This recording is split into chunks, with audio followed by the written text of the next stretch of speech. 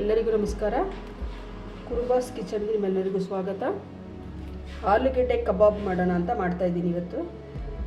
ಆಲೂಗೆಡ್ಡೆನ ತೊಳೆದು ನೀಟಾಗಿ medium size ಅಂದರೆ ಒಂದು ಆಲೂಗೆಡ್ಡೆನ 8 ಭಾಗ ಮಾಡ್ಕೊಂಡಿದ್ದೀನಿ, ತೊಳೆದಿಟ್ಕೊಂಡಿದ್ದೀನಿ. ಇವಾಗ ಕಬಾಬ್ಗೆ ಏನು ಹಾಕಬೇಕು ಅಂತ ನಿಮಗೆ ತೋರಿಸ್ಕೊಡ್ತೀನಿ ನೋಡಿ. ಮೊದಲಿಗೆ ಒಂದು ಬೌಲ್ ತೊಗೊಂಡಿದ್ದೀನಿ. ಬೌಲ್ಗೆ ಸ್ವಲ್ಪ ಚಿಲ್ಲಿ ಪೌಡ್ರ್ ಹಾಕೋತಾ ಇದ್ದೀನಿ.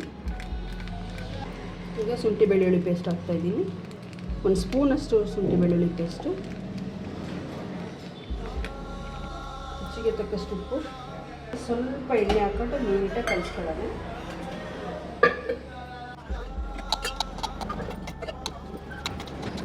ಈಗ ಇದಕ್ಕೆ ಆಲೂಗಡ್ಡೆ ಮಿಕ್ಸ್ ಮಾಡೋಣ. ಸ್ವಲ್ಪ ಕಾರ್ನ್ಫ್ಲೋರ್ ಉದುರಿಸ್ತಾ ಇದ್ದೀನಿ, ಒಂದು ಅರ್ಧ ಸ್ಪೂನಷ್ಟು ಹಾಕಿದ್ರೆ ಸಾಕು.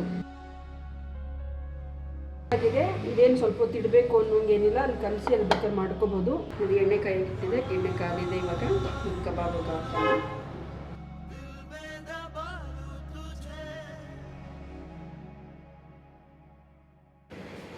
ಕಬಾಬ್ ರೆಡಿಯಾಗಿದೆ. ಬೇಳೆ ಸಾರು ಜೊತೆಗೆ ನೆಂಚ್ಕೊಳ್ಳೋಕ್ಕೆ ಆಲೂಗೆಡ್ಡೆ ಕಬಾಬ್ ರೆಡಿ.